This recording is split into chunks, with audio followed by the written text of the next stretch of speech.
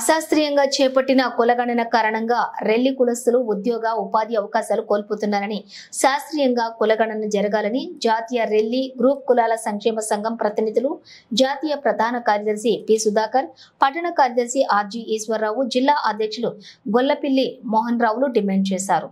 ముందుగా పాత బస్టాండ్ నుంచి జిల్లా పరిషత్ వరకు శ్రీకాకుళం నగరంలోని రెల్లి సామాజిక వర్గం 12 ఉపకులాలకు చెందిన ప్రజలు వేలాదిగా పాల్గొని ర్యాలీ నిర్వహించారు. నగరంలోని జిల్లా పరిషత్ లో సోమవారం నిర్వహించిన ప్రజా సమస్యల పరిష్కార వేదికలో జిల్లా కలెక్టర్ స్వప్నిల్ దినకర్ ద్వారా ముఖ్యమంత్రి, ఉప ముఖ్యమంత్రికి వినతి పత్రం అందజేశారు.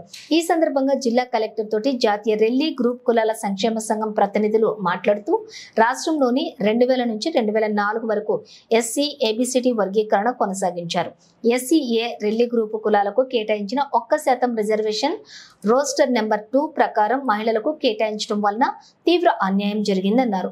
దీని వలన రెల్లి గ్రూప్ లో ఉన్నటువంటి పురుషులకు వివిధ విద్యా సంస్థల్లో వివిధ శాఖల్లో ఉద్యోగాల అవకాశం లేక తీవ్రమైన అన్యాయానికి గురయ్యామని కలెక్టర్ కు వివరించారు. దీంతో సుప్రీంకోర్టు 2004 నవంబర్ 5న చట్టాన్ని సమీక్షించి ఎస్సీ ఏబిసిడి చట్టాన్ని రద్దుపరిచారన్నారు. ఇటువంటి తీర్పులోని 59 ఎస్సీ ఉపకులాల అందరికంటే కూడా విద్యా, ఉద్యోగ, ఉపాధి, సామాజిక, ఆర్థిక అట్టడుగుల్లో ఉన్న రెల్లి గ్రూప్ కులాల సమగ్రాభివృద్ధికి ప్రత్యేకమైన అవకాశాలు కల్పించాలని కోరారు. ఎవరు కూడా ఎడ్యుకేషన్ ఇన్స్టిట్యూట్ లో కానీ ఎంప్లాయ్మెంట్ లో కానీ వాళ్ళకి పెద్దగా విద్యా, ఉద్యోగ అవకాశాలు రాకుండా చాలా తీవ్రమైనటువంటి నష్టం కలిగింది.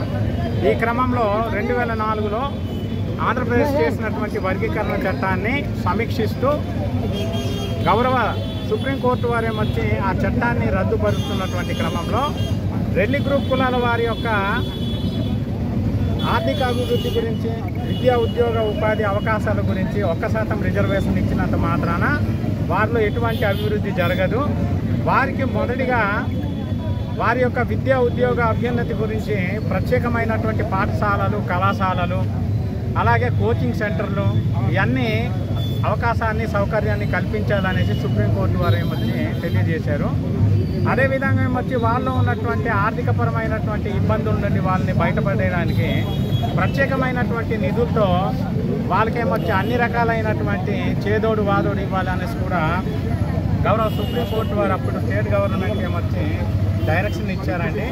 ఆ డైరెక్షన్ని ఇంప్లిమెంటేషన్ చేయమంటూ మేము దరిదాపుగా 4 ముఖ్యమంత్రులు, అప్పుడు 2004 నుండి 2014 వరకు పనిచేసినటువంటి 4 ముఖ్యమంత్రులు ఏమొచ్చి మేము విన్నవించడం జరిగింది. ఆ క్రమంలో ఎప్పుడు కూడా సుప్రీంకోర్టు తాలూకా జడ్జిమెంట్ని మరి ఇంప్లిమెంటేషన్ చేసినటువంటి దాఖలాలు లేవు. ప్రస్తుతం ఉన్నటువంటి పరిస్థితిలో మళ్ళీ వర్గీకరణ అంశం ఏమొచ్చి తెరపైకి వచ్చినటువంటి సందర్భంలో మరి అదే విధమైనటువంటి వర్గీకరణ జరగడం వల్ల మాకు తీవ్రమైనటువంటి నష్టం జరుగుతుంది. కాబట్టి మేము వర్గీకరణనేమొచ్చి అటు సపోర్ట్ చేయట్లేదు, అలాగనే వ్యతిరేకించట్లేదు. కేవలం వర్గీకరణ అనేది ఉపకులాల వారి జనాభా, అంటే కులగణన లేకుండా అశాస్త్రీయమైనటువంటి జనాభా లెక్కలతో ఏమొచ్చి వర్గీకరణ చేస్తామనేసి ముందుకెళ్ళడం అనేది పూర్తిగా న్యాయానికి, చట్టానికి, రాజ్యాంగం ఇచ్చినటువంటి ప్రాథమిక హక్కుల్ని కూడా కాలరాయడమే. కాబట్టి 1931న జరిగినటువంటి కులగణన తర్వాత నేటి వరకు ఎప్పుడు కూడా కులగణన జరగలేదు. ముందుకు తీసుకొచ్చి మాల వాళ్ళు ఇంత ఉన్నారు, మాదిగ వాళ్ళు ఇంత ఉన్నారు, మిగతా వాళ్ళు కొంతే ఉన్నారు అన్నటువంటి ఒక భ్రమనేమొచ్చి కలగజేస్తూ రిజర్వేషన్ ఫలాన్ని వాటలు వేస్తూ ఏమొచ్చి మాలాంటి ఎటువంటి రాజకీయపరమైనటువంటి ప్రాతినిధ్యం లేనటువంటి ఈ గ్రూప్ కమ్యూనిటీస్ని అణిచివేయడము, వీళ్ళేమొచ్చి దోచుకోవడం చాలా అన్యాయం అండి. కాబట్టి దీన్ని బాధితులుగా ఏమొచ్చి రెల్లి గ్రూప్ కులాలు తీవ్రంగా ఏమొచ్చి వ్యతిరేకిస్తున్నాయి. ఇప్పటి వరకు ఉన్నటువంటి రిజర్వేషన్ ఫలాలంతా కూడా గత 75 సంవత్సరాల నుండి మాల, మాదిగ ఈ 2 కులాలే అనుభవిస్తున్నాయండి.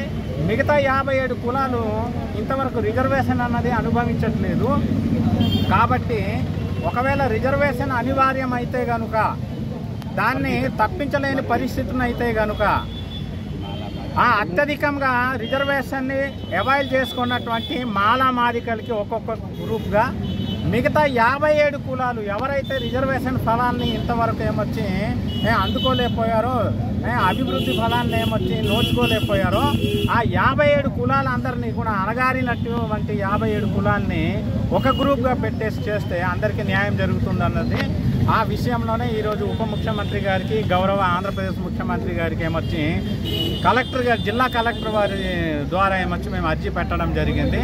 కాబట్టి మాకున్నటువంటి ఏదైతే అంటే నిస్సహాయత పరిస్థితిని మీ దృష్టిలో పెడుతున్నాము. మాకు ఎటువంటి పొలిటికల్గా కానీ అలాగే ఏమొచ్చి బ్యూరోక్రసీ పరంగా కానీ ఈ 2 గ్రూప్ కులాల వారికి, మిగతా 57 కులాల వారికి ఎవ్వరికీ కూడా ఇన్ఫ్లుయెన్స్ లేదు.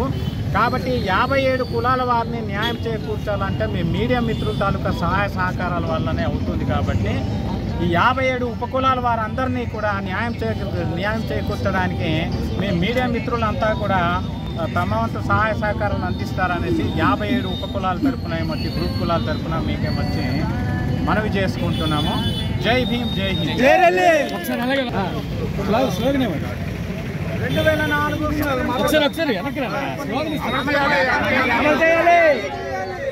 2004లో సుప్రీంకోర్టు ఇచ్చినటువంటి తీర్పుని